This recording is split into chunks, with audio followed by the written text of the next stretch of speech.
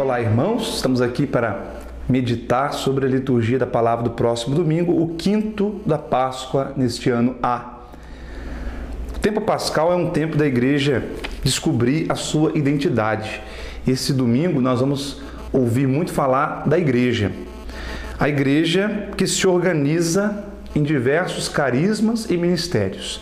Depois da experiência inicial da ressurreição de Jesus e de Pentecostes, com o derramamento do Espírito, a igreja começa a sentir necessidade de se institucionalizar, de se organizar. A igreja, se é um corpo, o corpo de Jesus ressuscitado, corpo místico de Cristo, esse corpo precisa ter suas funções bem organizadas.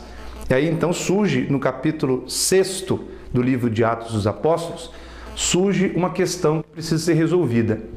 As viúvas dos pagãos reclamam que estão ficando de lado e as viúvas judaicas estão sendo atendidas. Os apóstolos reconhecem que eles não estão dando conta do trabalho, porque têm que se dedicar à oração, se dedicar à pregação da palavra e, além de tudo, se dedicar à caridade. Então eles organizam, mandam escolher homens prudentes, cheios do Espírito Santo, 7 homens, eles impõem as mãos sobre esses homens. É a primeira modalidade de imposição das mãos. Atenção, porque no próximo domingo vai haver um outro tipo de imposição das mãos. Então aqui nós reconhecemos a origem do diaconado.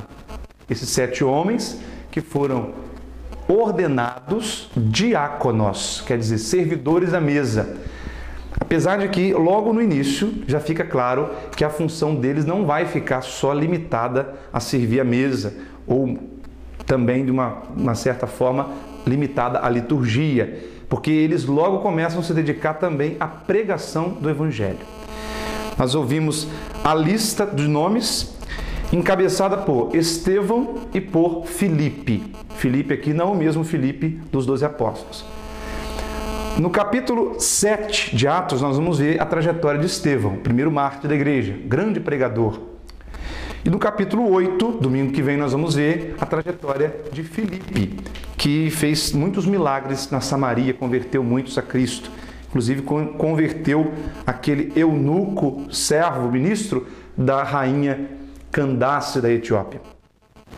Na segunda leitura, nós temos a primeira carta de São Pedro, no capítulo 2, São Pedro falando que o povo cristão é o sacerdócio do reino.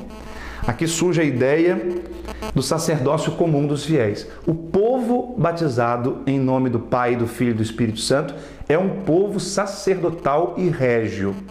No batismo, logo depois das águas, vem o crisma na fronte do novo cristão, simbolizando assim, marcando assim, uma nova dignidade de sacerdote, profeta e rei. Então a igreja, organizada em carismas e ministérios, é o povo sacerdotal. A origem dos carismas, dos ministérios, é o sacerdócio comum dos fiéis. São graus diferentes, mas todos chamados à santidade e todos chamados ao anúncio, chamados à evangelização. O Evangelho é João capítulo 14, que nós vamos continuar lendo no próximo domingo. Jesus fala do caminho. Para onde eu vou, vós conheceis o caminho. Mas parece que, apesar de conhecerem um caminho, eles se esqueceram, porque nós ouvimos que Filipe, agora sim, o apóstolo, pergunta a Jesus: Senhor, nem sabemos para onde vais? Como podemos conhecer o caminho? E Jesus diz: eu sou o caminho. É importante nos lembrarmos que no livro de Atos dos Apóstolos está afirmado que o primeiro nome da igreja era o caminho. Aqueles que perseguiam os cristãos, diz o livro de Atos dos Apóstolos, eram os perseguidores do caminho. O primeiro nome da nossa religião não é Igreja Católica, e sim o caminho. Jesus é o caminho. E quem quer ser discípulo de Jesus tem que se colocar a caminho, tem que andar atrás dele para aprender com ele e sofrer com ele, para ver se assim também com ele ressuscita. Acreditar em Jesus é a missão de todo aquele que quer ser seu discípulo. Acreditar pelas palavras dele ou, ao menos, por causa das obras dele. Aqui aparece uma coisa muito importante no Evangelho: palavras e obras. Assim como Jesus não nos deu somente a sua palavra como garantia, ele nos deu também obras que comprovam a sua palavra, assim o cristão não pode ser só de palavras. Ele não pode professar a fé, testemunhar Cristo só com palavras, mas também com obras. Daí é que brota toda a atividade missionária da igreja. E Jesus termina, ao falar em obras, termina dizendo: aquele que crê em mim fará as obras que eu faço e fará ainda maiores do que as que eu faço. O que Jesus quis dizer com isso? Será que nós poderemos fazer prodígios, portentos, milagres ainda mais audaciosos que Jesus fez? Não, não é isso. Jesus quis dizer que ao longo dos séculos a igreja teria condições técnicas e tecnológicas de evangelizar em muito maior proporção.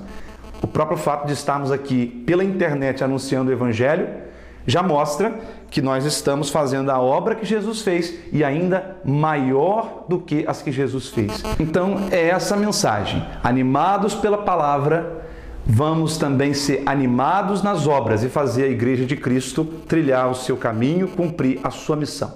Até o próximo domingo.